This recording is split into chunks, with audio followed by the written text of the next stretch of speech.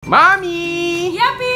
bikin kapal selam pakai telur frozen dong. Oke, ayo ikut Mami, ikut Mami. Kita buat kapal selam anti pecah dan sangat gampang dibuat untuk para pemula.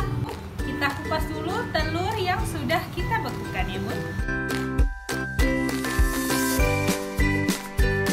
Nah, ini dia telur bekunya, Bun. Sekarang waktunya untuk mencetak. Kita haluskan permukaan pempeknya dengan dibulat-bulatkan dan digelinding-gelinding seperti ini. Lalu kita buat bulatan. Kita ambil telurnya, kita tinggal masukkan saja ke dalam ini. Seluruh telur bisa masuk. Terus kita jepit seperti ini. Kalau sudah, kita rebus di air yang mendidih. Kita angkat semuanya ya, Bun ya, karena pempeknya udah pada ngaku. Kita coba belah ya, Bun.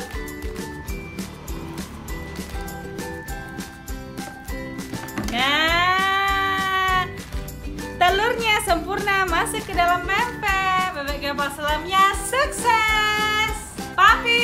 Iya, Mi. Ini pempek kapal selamnya udah jadi. Yuk kita buat pempek apa lagi nih? Komen di bawah ya. Nanti Mami bikinin. Jangan lupa like, share, dan